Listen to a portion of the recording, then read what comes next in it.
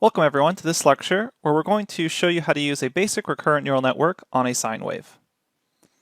So I want to quickly talk about how training and evaluation works on a recurrent neural network. Now recall our original data set is going to look something like this. We probably won't extend it all the way to 800 points, but here we can see a sine wave. So what we're going to do for time series data is we split this into a training set and test set. However, we don't do the random splits as we've done in the past. Instead, what we want to do is simulate what it would be like to forecast into future information. So we set basically a cutoff point somewhere on our training data to specify a certain historical range as our training set and a future range as our test set. During training, what we can do is then evaluate performance on that test data. So let's zoom in on this range and basically think about what that would look like. Essentially, as we're training, what we're doing is we're forecasting on that range. And we could visualize this later on to see and evaluate how well we're actually working or performing this forecasting. So eventually, hopefully, we get something that looks very similar to a sine wave and basically showing us that we have a good fit. So eventually, once we're satisfied with the results on that test portion, it'll be time to forecast into the unknown future.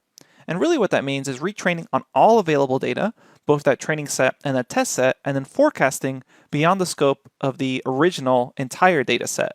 So then that would look something, in this case, like this. Notice how now we're forecasting beyond the 800 point.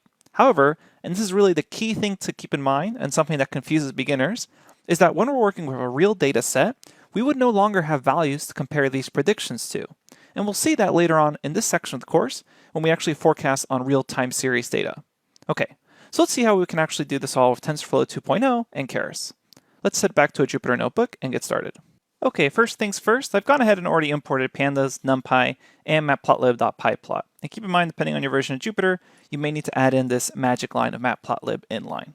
Okay, let's go ahead and use numpy to create a simple sine wave.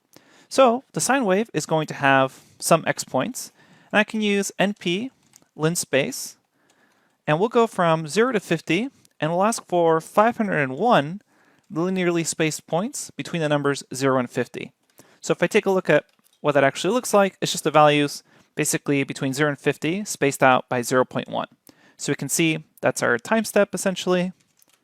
And what I'm going to do is set my y equal to the sine value at that particular x.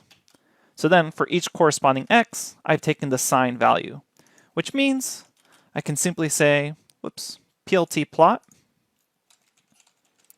x versus y, and I will see my sine wave from 0 to 50. All right, so now that we have our sine wave, what we're going to do is we're going to turn this into a data frame, just so it's a little easier to work with. So we'll say df is equal to pd.dataframe, and say our data is equal to y, and our index is equal to x. And we'll label the columns just sine, since there's essentially just one column. Don't forget, however, to pass it in as a list. So now I have this formatted as my nice data frame sine wave, where the index corresponds to the value of x, and the column value here for sine is just sine of this index value. Okay, so what we're going to do now is do that train test split that we just discussed. Keep in mind, this is different from our usual test train split methodology with scikit-learn. Instead, we need to decide what percentage of the end of this data set am I going to use for my testing range. So again, the length of my actual data frame right now is 501 points. And what you should do is, depending on your actual overall goals, decide on some percentage of your data set to be the test set. So what I can do here is say 0.1 to indicate that I want 10% of the end of this data to be my test set. And later on, when we see this with real-time series data, we'll discuss more realistic ways of choosing your percentage. Right now, we're kind of arbitrarily choosing 10% since it's just a simple sine wave. So then I have to figure out, well, what's the cutoff point for that?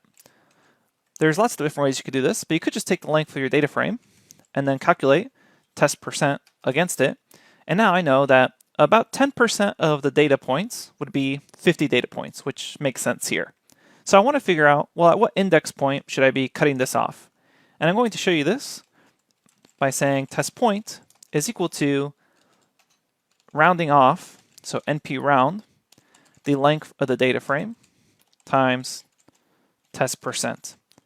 And the reason I'm doing this so formulaically is that we'll be able to use all these same equations when we deal with real-time series data, which makes this easy to use and easy to repeat. So really what we want to set here are nice frameworks for you to use regardless of your data set. Okay, so once we have our test point, what we can do is, if we take a look at it, our test point right now is essentially at index 50.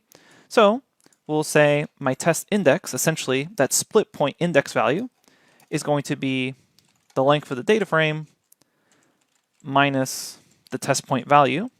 And then I'm just going to round it to an integer so I can actually use it for indexing with pandas. So essentially what this calculates, and it's probably something you could have done in your head as well, is 451. So that's my cutoff point, which means my training set is going to be my data frame, and we'll use integer location slicing to say colon, which means from the beginning, go all the way up to, but not including, the test index point. Then for my test set, starting at that test index point, go all the way to the end. And now if I take a look at my data, notice my training data goes all the way to point at index point 45, and then my test data starts right after it at 45.1, and then goes all the way to the end, which was 50. So now I've done my test train split as I would for time series data. Now, the next step is to scale our data. And this is, again, things are going to be a little differently than what we did on our artificial neural networks. Because of the way recurrent neural networks are actually going to feed output back into themselves, we need to actually scale this Y data, which is typically our label.